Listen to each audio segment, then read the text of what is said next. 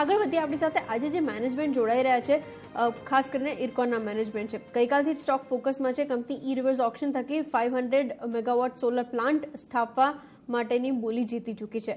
આ સાથે કંપનીના ઓર્ડર પાઇપલાઇન અને આઉટલુક પર વધુ ચર્ચા કરવા માટે કંપનીના મેનેજમેન્ટ જોડાયા છે. कंपनी सीएमडी योगेश कुमार मिश्रा जुड़ाई चुका है आ बातचीत करने માટે. सर बहुत बहुत शुक्रिया मेरे साथ आज जुड़ने के लिए. सबसे पहले शुरुआत में ओवरऑल जो नॉर्मल कोर्स ऑफ बिजनेस है उसी से करना चाह रही थी. ये सोलर प्लांट के ऊपर बातचीत करें उससे पहले प्री कोविड लेवल्स में हम लोग जो कामकाज देख रहे थे, डिस्ट्रप्शंस के बाद अब चीज़ें किस तरीके से प्रॉपर प्लेस में आती हुई दिख रही है. क्या ये जो स्टेबलाइजेशन हम लोग बाकी इंडस्ट्रीज में विटनेस कर रहे हैं आपकी इंडस्ट्रीज में इंटैक्ट है, किस तरीके से वर्कआउट हो रहा है, एक ग्राउंड लेवल सिचुएशन पे चेक मुझे आप दे पाएं आगे बढ़े उससे पहले. धन्यवाद आपका. पिछले वर्ष के मुकाबले में इस साल पहले तिमाही में ही अगर आप देखेंगे, क्योंकि हम लोग पिछले वर्ष में जरूर हमारा कार्य इफेक्ट हुआ था, लेकिन इस साल में हम लोगों ने काफ़ी अच्छे से उसको मैनेज किया है. पहले तिमाही में हमारा रेवेन्यू और सभी करीब करीब 100% से ऊपर बढ़ा है, और अगले तिमाही में मतलब अभी जो तिमाही चल रहा है इसमें और आगे हमें पूरी उम्मीद है. सभी परियोजनाओं पे बहुत अच्छा काम चल रहा है और हमको उम्मीद है कि हम 20 से 25% ऊपर जो है अपना रेवेन्यू इस साल में ले जा पाएंगे. तो अभी तक हमें पूरी उम्मीद है कि हम अपना रेवेन्यू में काफ़ी बढ़ोतरी देखेंगे. Okay, agreed sir. और ऑर्डर बुक उसके ऊपर मुझे आप कुछ डिटेल्स अगर दे पाएं FY22 के अंदर, चूंकि हम लोग ऑलमोस्ट फर्स्ट हाफ कंप्लीट होते हुए देख चुके हैं, किस तरीके से वो शेप अप हो रहा है.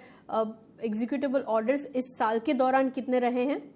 जी, इस साल के शुरुआत में हमारी ऑर्डर बुक करीब 34,000 करोड़ थी और उसमें हमें एक 650 करोड़ का एक रेलवे से इलेक्ट्रिफिकेशन का प्रोजेक्ट मिला है पहले तिमाही में, और दूसरे तिमाही में अभी ये जो हमको सौर ऊर्जा वाला सोलर एनर्जी वाला जो हमको 500 मेगावाट का मिला है, ये करीब 2400 करोड़ का है. तो कुल मिला के हम लोगों के पास 3000 करोड़ के प्रोजेक्ट इस वर्ष में आ चुके हैं और आगे हम लोग कई और परियोजनाओं में बिड कर रहे हैं.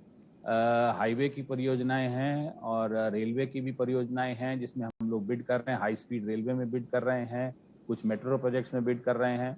तो हमें उम्मीद है कि 3 से 4 हजार करोड़ के ऑर्डर और हम बाकी जो वर्ष बचा हुआ है उसमें ले पाएंगे. Agreed sir. अच्छा, जहां तक मैं ठीक समझ रही हूँ आपके पास रेलवे का सबसे ज्यादा क्वांटम कंट्रीब्यूशन वहीं से आता है. अब ये जो नए ऑर्डर्स की हम लोग बातचीत कर रहे हैं जिसके रिलेटेड बिड आपने जीती है, ये सोलर प्लांट ये क्या रेलवेज के साथ रिलेटेड है या ये डाइवर्सिफिकेशन कुछ और हो रहा है? एक आइडिया अगर आप इसके पीछे का जो सेटअप है उसके ऊपर मुझे दे पाएं और किस तरीके से ये सेटअप होगा, क्योंकि प्रोजेक्ट का जो कॉस्ट है वो तकरीबन 2400 करोड़ के अराउंड है. वो कैसे फिलअप होता हुआ देख पाएंगे? एक आइडिया अगर आप मुझे दे पाएं. जी, ये हमारा प्रयास डाइवर्सिफिकेशन का काफ़ी समय से चल रहा था और सौर ऊर्जा क्योंकि उभरता हुआ एक नया इंफ्रास्ट्रक्चर का एक वो है जिसमें हमें काफ़ी समय से प्रयास कर रहे थे, और ये हमें प्रोजेक्ट मिला है PSUs की रिवर्स बिडिंग मैकेनिज्म के अंदर. तो इसमें हम 2400 करोड़ रुपया जो लगाएंगे उसमें 500 करोड़ इक्विटी होगा और बाकी हम लोग मार्केट से डेट रेज करेंगे. इसमें हमें काम करने में जो EPC में हम लोगों को जो फायदा होगा वो भी मिलेगा, और कार्य पूरा होने के बाद इसकी COD होने के बाद हमें फिर हम पावर को बेच करके और उसमें भी हम अच्छा मुनाफा कमाएंगे. और इस एक्सपीरियंस से हम लोग ये चाहते हैं कि हम लोग आगे, क्योंकि इस तरह की और परियोजनाएं मार्केट में आएंगी, हम उसमें भी बिड करके और काम लेने की कोशिश करेंगे. Okay, agreed sir. इसके रिलेटेड कुछ कैलकुलेशन अगर आपने किया हो, कितना एंटिसिपेट कर रहे हैं यहाँ से इन टर्म्स ऑफ रेवेन्यूज, एक आइडिया अगर आप मुझे दे पाएं, क्योंकि ये काइंड ऑफ ये जो आप शेयरिंग बता रहे हैं बेसिस, वो थोड़ा क्वांटिफाई अगर आप कर पाएं. हाँ, इसमें हमें EPC के अंदर हम लोग जो है इसके अंदर करीब 300 करोड़ का काम हम करेंगे और बाकी काम SPV करेगी. तो इरकॉन को इसमें 300 करोड़ में कम से कम 10% से ज़्यादा मुनाफा होगा. और उसके अलावा हम जो इन्वेस्टमेंट कर रहे हैं उस पर हमें 14 से 15% IRR की उम्मीद है, और इसमें हमने एक्सिट ऑप्शन भी रखा है. तो अगर हमें सीओडी होने के बाद, प्लांट चालू होने के बाद हमें अगर अच्छे दाम मिलेंगे तो हम इससे एग्जिट करके और अपना इक्विटी इन्वेस्टमेंट प्रॉफिट के साथ लेके बाहर। अच्छा, ओके, मतलब ये एक ऑप्शन है अगर आप एग्जिट करना चाहे तो प्रॉफिट शेयर लेके। अग्री। अच्छा, एक और चीज sir, in terms of margins वो मैं कैसे फ्रुक्टिफाई होते हुए देख पाऊंगी, क्योंकि रेवेन्यू के फ्रंट पे तो आपने बताया नियरली 10% जितना एक एक्सपेक्टेशन बन रहा है, मार्जिन के फ्रंट पे क्या इफेक्ट होगा? क्योंकि हम लोग मार्जिन के अंदर जो इम्प्रूवमेंट अब विटनेस कर रहे हैं पूरे इंडस्ट्री के लिए, सिर्फ इरकॉन की बात नहीं कर रहे हूँ, वो थोड़ा बहुत पेसअप हो रहा है डिस्ट्रप्शंस के बाद। आपके लिए कंडीशन क्या रहेगी? और मार्जिन्स के फ्रंट पे नेक्स्ट पैरामीटर्स FY22 की अगर एनुअल बेसिस पे बात करें, वो किस तरीके से शेप अप हो सकता है? नहीं, सौर ऊर्जा के विषय में आप बात कर रहे हैं या आप ओवरऑल मार्जिन्स की बात कर रहे हैं? नहीं, मैं ओवरऑल बात कर रही हूँ सर, ये ऐड होने के बाद। हाँ, ओवरऑल भी हम लोग जो देख रहे हैं, क्योंकि हम लोगों का एग्जीक्यूशन सभी प्रोजेक्ट्स पे बहुत अच्छे तरीके से हो रहा है और हमारे खर्चे लगभग जो हैं वो लिमिटेड हैं। हम लोगों की एस्टेब्लिशमेंट कॉस्ट और ये सब हमारी फिक्स्ड होती हैं, तो हमारे मार्जिन्स में हमें इस साल अवश्य ही पिछले वर्ष के मुकाबले में ज़्यादा बढ़ोतरी मिलेगी। और हम देख रहे हैं हमारा रेवेन्यू, मैंने आपको बताया, लगभग हम लोग 20 से 25% हमारा रेवेन्यू बढ़ेगा और हमारा मार्जिन जो है वो भी कम से कम जो पिछले वर्ष के मुकाबले में 2 से 3% वो भी बढ़ सकता है। ओके, मतलब पिछले साल नियरली 9.5% अराउंड था, जो अब नियरली 1 to 2% यहाँ से एड ऑन होगा। Agreed sir. अच्छा, डेट के ऊपर मैं आपकी तरफ से एक चेक चाह रही थी, क्योंकि आपने बताया ये जो नए ऑर्डर्स की हम लोग बात कर रहे हैं वहाँ से थोड़ा डेट भी रेज होगा। एज ऑफ नाउ आपके जो डेट फिगर्स मेरे पास है वो नियरली 312 करोड़ के अराउंड है, लॉन्ग टर्म डेट की हम लोग बात कर रहे हैं। ये एड ऑन होके पूरा स्ट्रक्चर किस तरीके से दिखेगा, एक आइडिया अगर आप मुझे दे पाएं। आप हमारी कैश की पोजीशन अगर देखेंगे तो हमारे पास सफिशिएंट कैश है इक्विटी के लिए, और ये प्रोजेक्ट काफी अच्छा, क्योंकि फाइनेंशियली ये वायबल प्रोजेक्ट है और हमारे साथ इसमें कुछ और लोग भी जुड़े हुए हैं, तो इसमें हम लोगों को पूरी उम्मीद है कि हमें मार्केट से आसानी से जो है डेट मिल जाएगी। अभी हम लोगों ने अपने तीन हाईवे प्रोजेक्ट्स में जिसमें हमने पैसा लगाया हुआ था, उसमें से हम लोगों ने रीफाइनेंस कराकर बैंकों से और अपना पैसा निकाला है हमने, तो हमारे पास वो भी रहेगा, तो हम लोगों को इन्वेस्टमेंट में कोई दिक्कत नहीं होगी इसके अंदर। Okay, agreed sir. और इसके अलावा और ऐसे सेगमेंट्स कौन से हैं जो आप टैप कर रहे हैं? ये सोलर के लिए जो हम लोगों ने बात की, और ऐसे कोई प्रोजेक्ट्स हैं लाइन में जो जिसके ऊपर हम लोग अपडेट्स देख पाएंगे, इवैल्यूएशन अगर कुछ चल रहा है?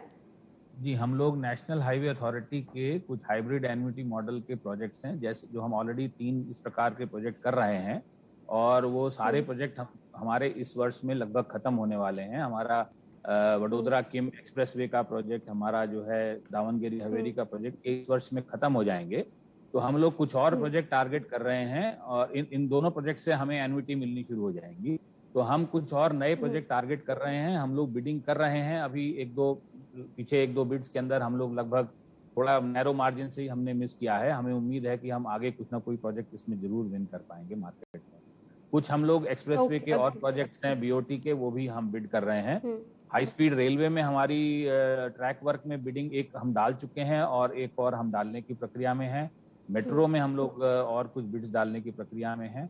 रेलवे से जो हमको काम, अब रेलवे पीएसयूज के बीच में लिमिटेड कंपटीशन में काम दे रही है, तो हमें पिछले वर्ष में हम लोग उसके मेजर बेनिफिशियरी थे। हम लोगों को इलेक्ट्रिफिकेशन के सबसे अधिक कार्य जो है हमारी कंपनी को मिले थे, और इस वर्ष भी अगर कुछ और प्रोजेक्ट बिड आउट होते हैं तो हम जरूर उसमें से काफी बड़ा शेयर ले पाएंगे। Okay, agreed sir. अच्छा, ये स्ट्रक्चर जो चेंज हो रहा है FY22 के एंड तक कैसे देख पाएंगे हम लोग? क्योंकि रेलवेज में आपका नियरली 95% वहाँ से आता है, हाईवेज की हम लोगों ने जो बात की 5% वहाँ से आया। ब्रॉड बेस्ड ये डिस्कशन जो हम लोग कर रहे हैं, सोलर का कंट्रीब्यूशन कितना आप बढ़ाने के बारे में सोच रहे हैं? ये जो पाए है, मैं काफ़ी और कंपनी से भी बातचीत करी थी, ये जो ट्रांजिशनल शिफ्ट दिख रहा है वो काफ़ी बड़ा मार्केट साइज है in comparison to global. Indian markets ये सेगमेंट में कैसे बढ़ रहे हैं, एक आइडिया अगर आप मुझे दे पाएं। अभी तो हम लोगों का मेजर कंट्रीब्यूशन रेलवे प्रोजेक्ट से ही रहेगा। हम लोग आगे जो देख रहे हैं लगभग 75 से 80% तो हमारे रेलवे के प्रोजेक्ट रहेंगे हमारे पास, लेकिन बाकी जो है उसमें हम लोग हाईवे के करीब 15% और बाकी 5 से 10% सोलर के प्रोजेक्ट में उम्मीद कर रहे हैं। जो हमारा एक्सपीरियंस इससे आएगा उसके बाद हम लोग थोड़ा और फिर डिसीजन लेंगे कि कितना इसमें आगे जाना है, किस हद तक इसमें आगे बढ़ना है। Okay, agreed sir. और इंटरनेशनल कंडीशन क्या है, क्योंकि आपका करंट जो सिनारियो इसमें से भी 10% जितना तो इंटरनेशनल मार्केट्स में से कंट्रीब्यूट होता है, वहां पे किस तरीके से रिकवरी फेस दिख रहा है? इंटरनेशनल मार्केट्स में कोविड की वजह से आपको मालूम है कि ट्रैवल रिस्ट्रिक्शंस वगैरह रही हैं, जो अब धीरे धीरे ईज आउट हो रही हैं। बट कुछ हैं जगह, कुछ मार्केट ऐसी हैं जैसे बांग्लादेश और श्रीलंका, वहाँ पर अभी बिड्स कुछ नियर फ्यूचर अगले ही इसी महीने अगले महीने में कुछ होने वाली हैं। और हमें उम्मीद है कि हम लोगों ने पहले भी वहाँ पर कुछ प्रोजेक्ट जीते हैं और अभी हम फिर और जीतेंगे। कुछ सिग्नलिंग के प्रोजेक्ट्स हैं, कुछ रेलवे के प्रोजेक्ट हैं, एक हाईवे का भी प्रोजेक्ट है जो कि इंडियन गवर्नमेंट फंडिंग के अंदर है। तो उसमें हम लोग वो इंडियन कंपनीज के बीच में ही बिडिंग में होते हैं और हमने पहले ऐसे कार्य जीते हैं और किए भी हैं। उसमें हमें उम्मीद है कि हमें कुछ ना कुछ और मिलने की उम्मीद है इस साल, इस वर्ष के अंदर। बाकी प्रोजेक्ट्स पे भी हम काफ़ी कार्य कर रहे हैं, लेकिन क्योंकि अभी भी ट्रैवल वगैरह एक प्रॉब्लम है, इसकी वजह से वहाँ पर ज़्यादा आगे नहीं बढ़ पा रहे। मलेशिया में, ओके, म्यांमार में और इसके अलावा अफ्रीकन कंट्रीज में कई जगह पर हमारे अपॉर्चुनिटीज हैं, लेकिन हम अभी क्योंकि ट्रैवल की वजह से थोड़ी सी वहाँ पर दिक्कत हो रही है। Okay, agreed.